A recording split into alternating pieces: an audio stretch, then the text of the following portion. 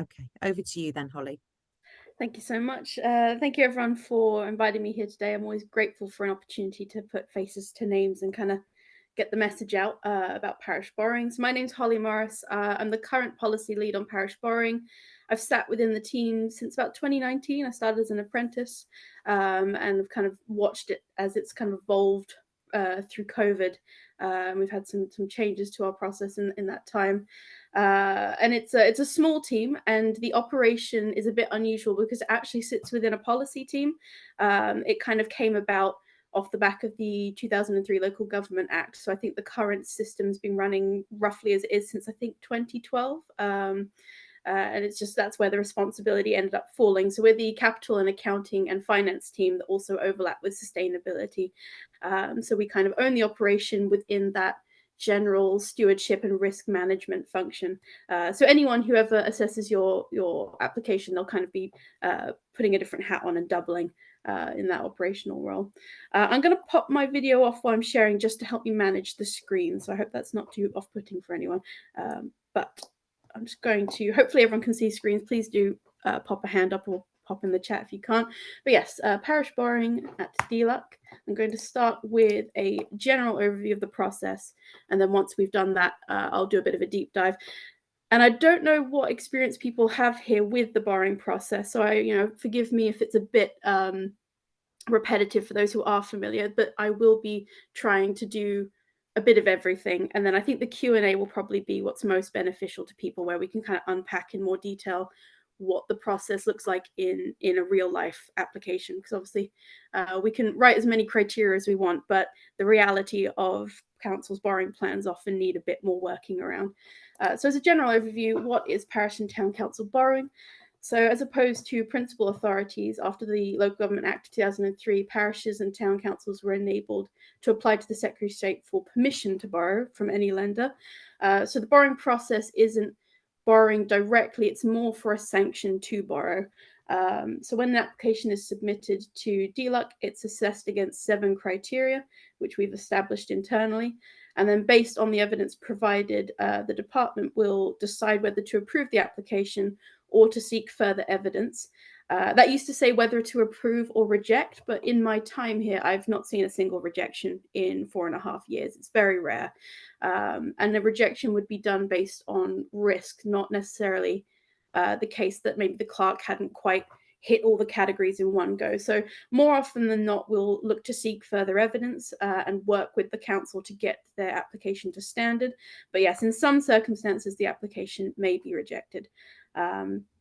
Where approval to borrow is given, the letter is issued containing the maximum amount of money that can be borrowed, the purpose for which the money may be used, the period within which the loan can be drawn down, which is 12 months as a standard, and the maximum period within which the borrowing must be repaid. And typically this is issued for loans from the Public Works Loan Board. I'd say about 98% of lending applications are for PWLB lending, but it can be borrowing from a principal authority. I believe it can be borrowing from a private lender, but I might have to double check that because I've never seen that.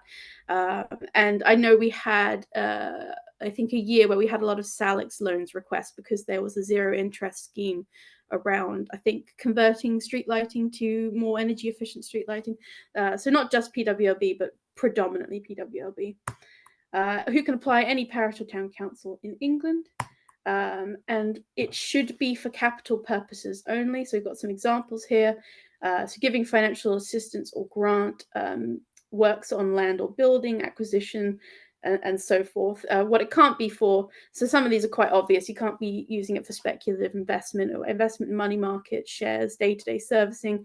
The first one is interesting because even though it says a parish council cannot give a loan to another person or third party, in reality, we have approved borrowing for councils to on-lend where they've maybe set up a wholly owned company or I'm trying to remember the official terminology.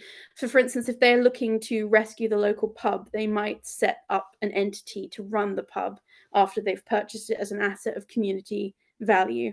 So in this case, they are technically on lending. So there is a I think this is a general note for the entire process. It's not highly prescriptive deliberately. We're aware that there's something like 11,000 parish and town councils registered, and each council is incredibly unique. And so the whole process is designed on a principles basis, with the idea that if ever a council has a case for borrowing that maybe doesn't seem to quite fit the requirements that we have, we will look to kind of make a value judgment, and we're willing to adapt our process to meet the needs of the council. So that's just one example of that, but that's a kind of a good general note that DLUC do look to be driven by principle and common sense, and we try not to overburden councils with bureaucracy and checklists. We say try. When to apply. So councils are encouraged to speak to their county officers and county associations as soon as possible. So county officers have the chance to kind of clear any potential obstacles right up front, or identify any particular risks, just to help councils not get to a situation where they're 60%, 70% down the line and they've maybe missed something really obvious. I think the most obvious things that need to be in place is that planning permission has been obtained, precept consultations have been conducted with final results. Anything that could hugely delay the process, just for the practical reason that if you've only got 12 months to draw down the loan, the extension process on already approved loans can be quite what's the word? It's not challenging, but it can throw spokes. It can throw up challenges. So if a council's mostly got everything in line, but they find they can't draw down their loan within the 12 months because there was something really obvious that was missed, so we look for them to be more or less ready to draw down the loan within a reasonable time frame after approval. And if anything that we think is particularly important hasn't been secured, so maybe that's grant money, maybe it's funding from other parties, we will look to put their application on hold until we've seen that that's been confirmed and secured.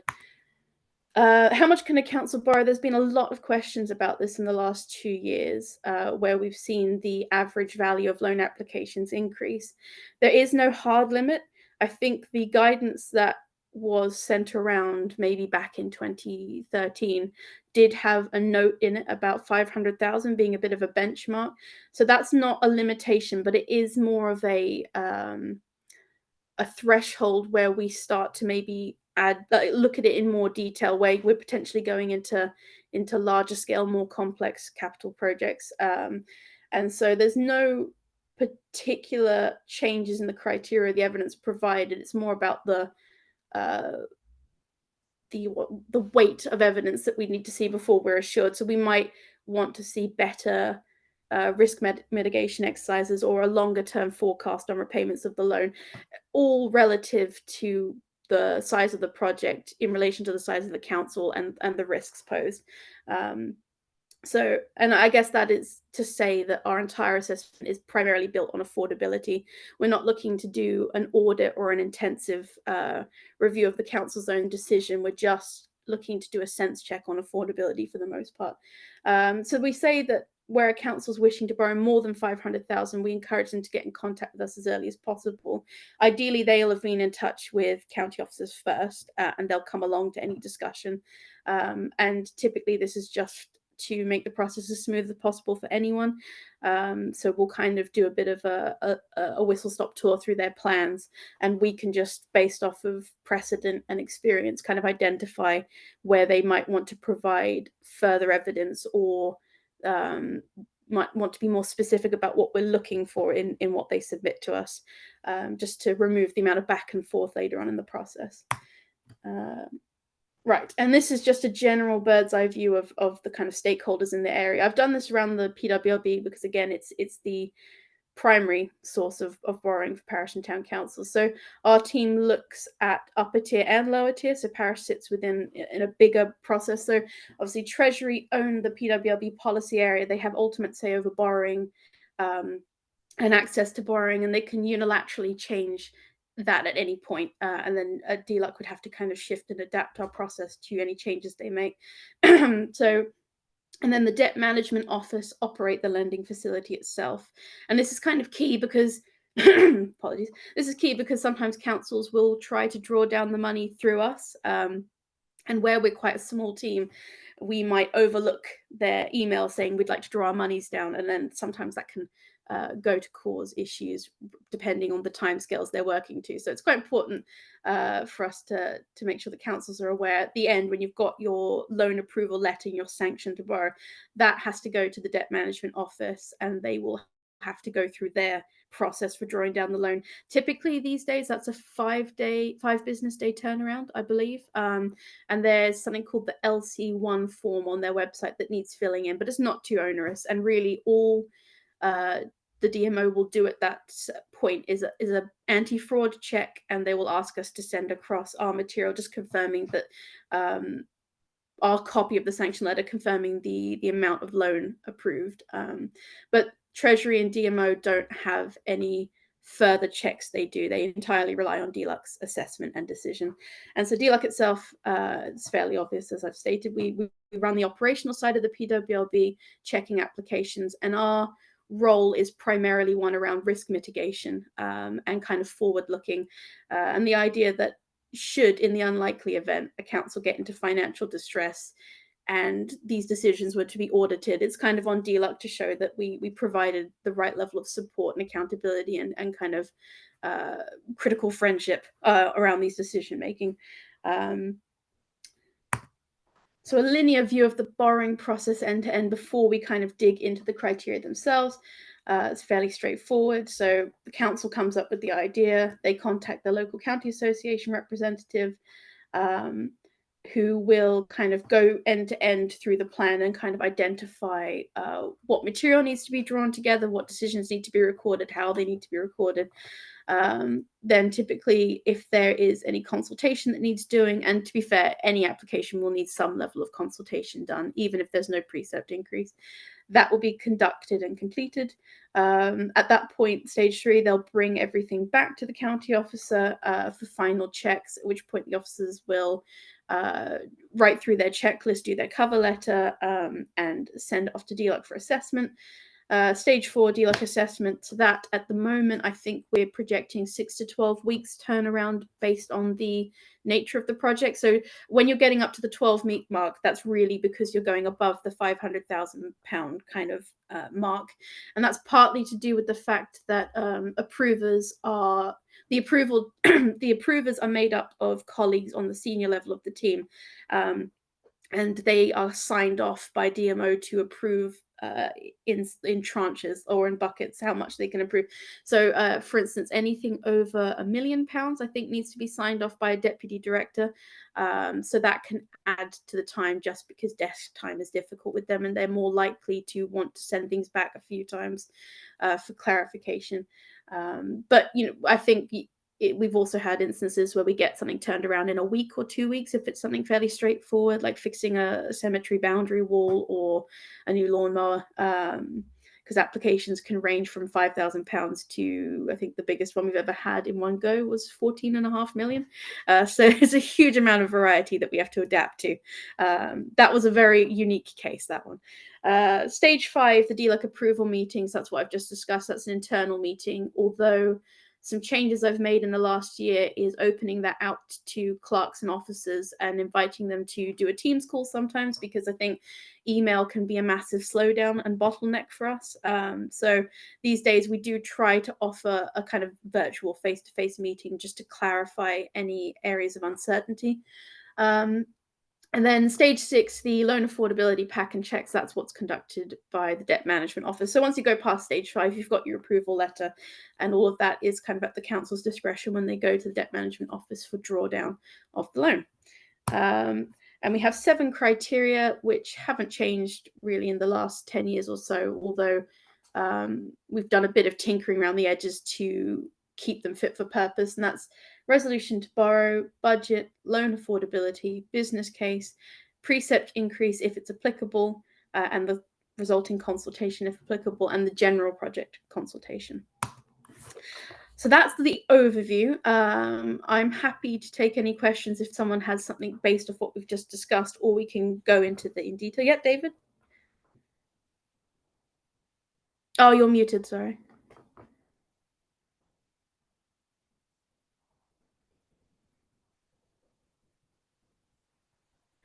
Can anyone else hear David? I can't.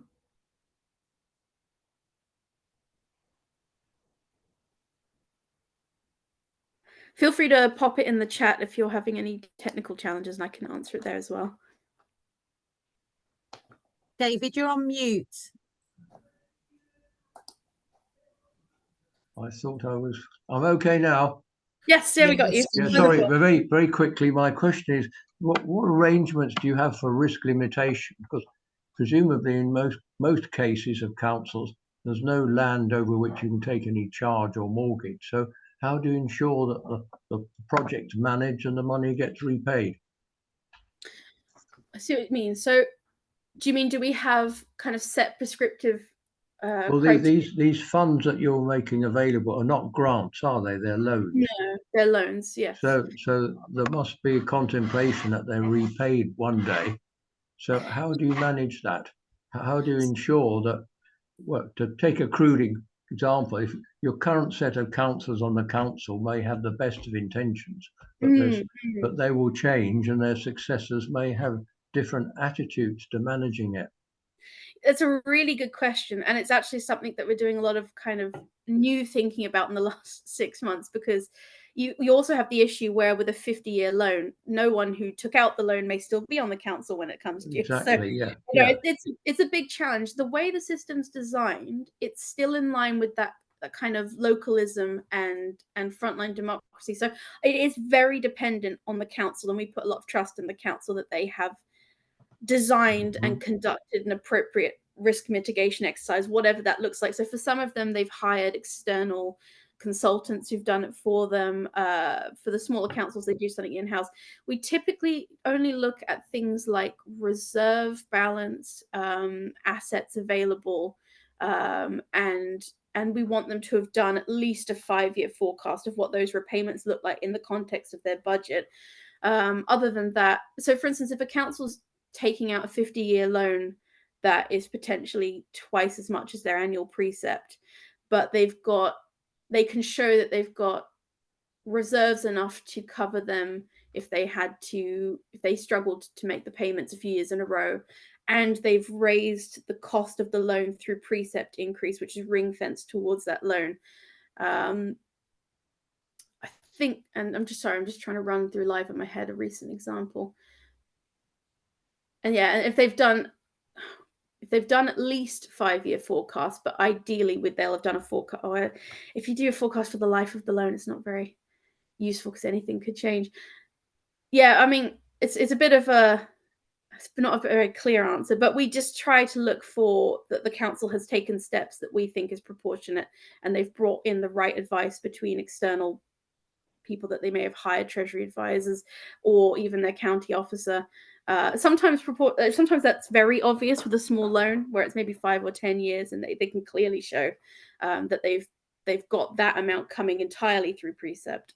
So even changes to their normal budget between that and their reserves, they should be able to balance it. But I would say it is an area of risk that maybe it is not entirely captured in the current process, but that is reflective of that we expect councils to have done that themselves under their responsibilities and freedoms under the system. Does that answer your question? Well, I was just thinking they was mindful of the press of certain local authorities who've gone bankrupt.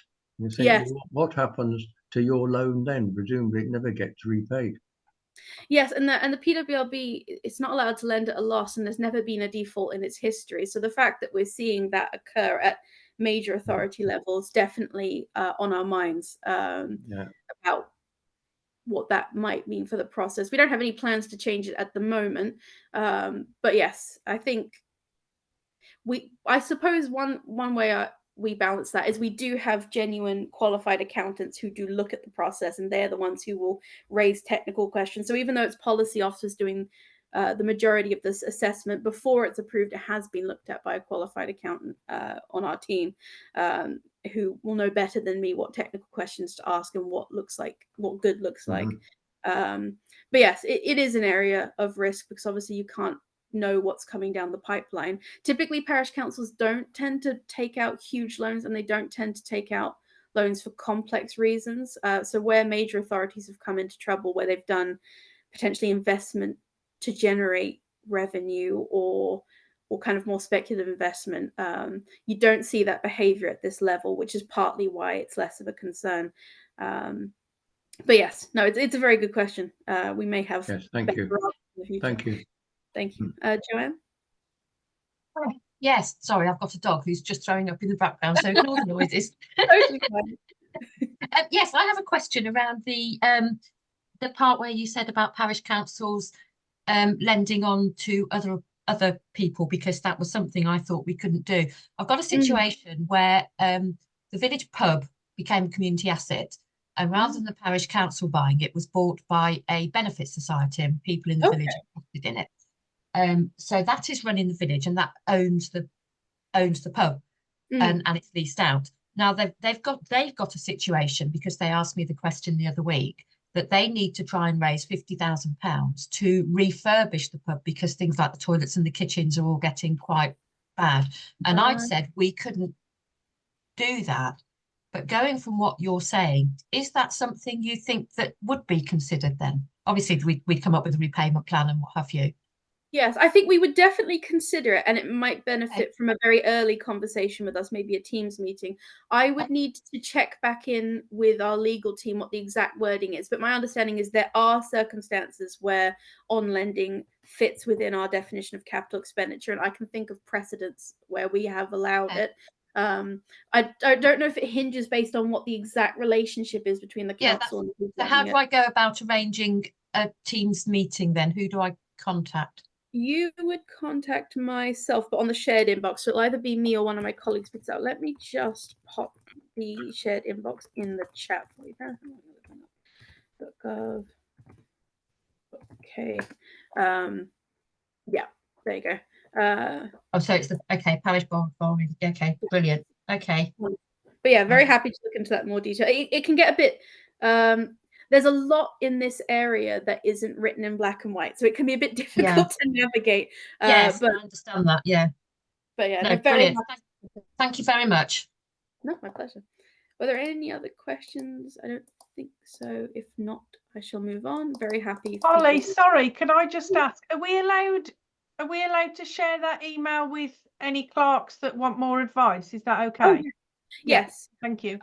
We try ideally to have inquiries still loop in the relevant county officer just to help us manage them, because I mean, where we've got lots of cases in flight, it's the general inquiries that we struggle to get back to in our ideal 3-day turnaround. But yes, very happy to still help. Thank you. Brilliant. All right, I'm going to pop my video off again, just because I struggle to share and be on display. So applications in more detail. Criteria 1 resolution to borrow is very straightforward, but easily 80% of authorities have to come back on this point, and it can end up taking up more time than it needs to. We actually released this template. This was before I joined, but I think it was only just before I joined, just to make it easier. So within the resolution, so it needs to be in the minutes, it needs to be publicly available with an asterisk that I'll get back to. And we are looking for it to include the council name, date of the resolution, the fact that it is a full council resolution. So absences are fine, but no one can be against. And I can't quite remember the decision we came to when it came to abstaining. I think it's not ideal, but typically we look to see that the whole council is of one accord on the matter. Needs to mention the appropriate person, which is the Secretary of State, total loan amount, borrowing term, annual loan repayments. So this will be the loan repayments budgeted at that point, which we totally understand will shift based off interest rates and general economic picture. So councils can use the Debt Management Office's website. They've got a loan repayment calculator that will show them the loan repayments in advance, so they can use that. A comment on precept increase, whether it's happening or not, and if the increase is happening, it needs to be given in both a total and a percentage. This is just to make sure it's very accessible to parishioners. So the asterisk on it being public is we have got cases where acquisitions are commercially sensitive. And I mean, I'm not legally qualified. I don't fully understand all the ins and outs of it, but I do understand there are cases where a council can't go ahead with a purchase because the seller doesn't want it to be made known, I believe is the issue. That's only happened once or twice in my time. And I think legal gave us the kind of wording they could use instead, and they were we needed the full resolution, but they were able to publish a redacted version, I believe. It's not ideal for transparency and the kind of democratic aspect, but we also understand that it's just the way things are sometimes. It doesn't mean that the project being borrowed for isn't a good one. So that's the resolution to borrow. Budget, it should be fairly straightforward. So we look to get a moving snapshot of the council's finances. So we'd like that to be a year prior, current year, and next year. And we look to see the PWLB loan repayments included in that budget, and any precept increase that might be paying towards or all of that in the budget as well. So as you can see, and there's a huge variety of ways that councils seem to put their accounts together. So we at least want to see a very clear total expenditure against total income. Any discrepancies or shortfalls explained in the notes, and the cost of the project itself should be included within that, and it should match up roughly with what they've projected in their business case, and I believe on their NALC form.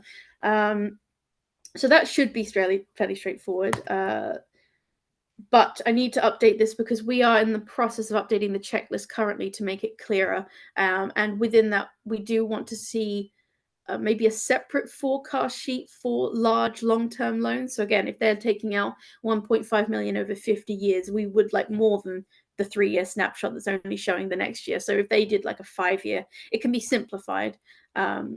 But we find that most councils borrowing at that level already provide that because they need it for their own kind of internal checks and balances and risk mitigation work. So ideally, they won't have to produce any unique documentation for the application. The project itself should generate the necessary evidence if the council has scrutinized and considered it properly within itself. Loan affordability, this is your plan B scenario. So hypothetically, if the council were to face future financial difficulty, such as a global pandemic, how would it go about honoring new loan repayments? So we'd look at reserves, we'd look at the ability to increase precept, we'd look at flexible and inflexible spend within the budget. So potentially there are aspects of the budget that can be cut down, and that can be, the resource can be moved elsewhere. Some councils will put forward the argument that they're growing their council tax base. So they've got a lot of new families moving in. They're doing some home building. That's a little bit more speculative. We're not quite as happy with that, but we have accepted it. I think that covers everything on the slide. Oh yes, and we want to make sure that funding from elsewhere is being secured. So if they have grant money, if their principal authority is contributing, if the National Lottery Fund is contributing, we would like to see that has been granted and secured with a certificate, an email, a letter. Another asterisk here: it's not uncommon that other parties will want our loan sanction before they will release their funds, because they want the security of us having looked at it and checked it and said it's okay. That is okay in those instances. We'll take a decision on the spot about how comfortable we are with that, but we have allowed that in the past where we think the council has demonstrated that they have done sufficient scrutiny and the overall project isn't too high risk. Yes, I think that's everything there. Report to council business case. So this varies hugely based off the council's plans, because you don't need a 56-page report for something as small as replacing street lighting. But it should be proportionate to the project being undertaken. It should be the same documentation that's supplied to councillors. And it should, at the very least, be a 1 or 2 page summary of the project. And it's kind of up to the clerk to add in what they think is necessary. One time someone did send me a 26-page arboreal report on a red fern tree in the back of the yard. I didn't necessarily need to know the soil content to approve the loan. So not everything needs to go in, but more is more in this case. So I'm very happy for clerks to just package everything and send it over if they feel that they're more comfortable with that. But we would at the very least expect to see costings, so maybe an itemized costings of the project, title deeds, planning permission, surveys, trying to think what else you might, and this is probably where you would expect to see some of that risk mitigation, so the plan B scenario, future repayments, especially where councils have purchased the pub and they're hoping that the asset will wash its own face with revenue raised. So we will need to see evidence that in the event they buy the pub, they do it up and they open it, and it just doesn't make as much money as they expect. If they are completely dependent on that source of income, we're unlikely to want to go ahead with that. They need to show that they can still service the loan, even if the asset doesn't perform as expected. Council tax precept, this one's very straightforward. So if they are doing the increase, we want to see the increase laid out in percentage terms and real terms. And we use the cost bandy per annum as a bit of a demonstration of impact. We want to see that there's public support for the loan, and particularly going on to the consultation, we want to see that the consultation has been written in such a way it's really clear to parishioners what they're voting for. So we want at least 2 clear yes or no questions. Are you in favour of the project? Are you in favour of the council proceeding with the project if it means this impact to council tax in percentage and amount? Consultations can be challenging for councils because the uptake from residents is very low, which we completely appreciate. So because can be very low, and the thing is there are obviously a huge variety, but we don't uphold a minimum threshold of how many people need to show up for your consultation. We look more to see that the council has engaged with this criteria sincerely and they've made a sincere effort. So I think at the moment we've updated it that we look at channels of communication. So have they made good use of digital and social media and physical? Have they got the word out as best they can? So if only 2 people show up, but the project is sound, the finances are sound, and the council has made a very sincere effort, we will still proceed on that basis. Typically, though, we do expect the council to win their survey. If the majority vote no, that's going to put a halt on proceedings.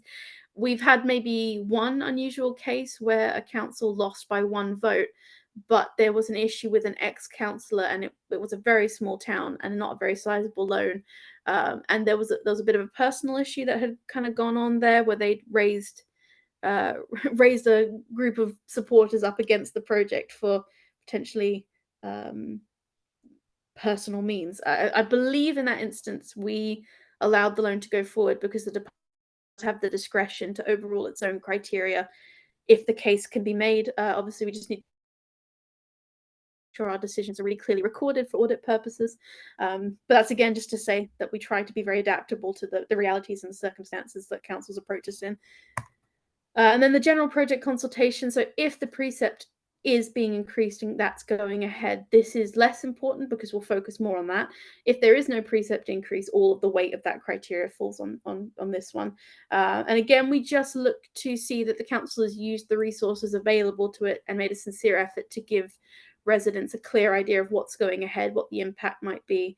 And again, we expect that to be proportionate to what the council's doing. We don't expect them to host an awareness raising fun fair for rebuilding a wall, for instance. We're happy for the council to make its own decision. And actually, this might be a good place to insert that generally where the council have made a decision on how to approach this application and how to approach putting the evidence together, if they've kind of gone a bit away from the standard, but they have got a clear reason for doing so that's being minuted and noted. So they discussed it as a council, officers gave recommendations, councillors debated it, and they decided, I'm trying to think of a good example for consultation. I think they were trying to decide whether to give every household a vote or every individual a vote, I think was one such instance. And they came to us for a steer, and our steer was essentially that we're happy that that decision sits with them. We just want to see the process by which they came to that decision and the way that that was noted and the possible impacts as discussed.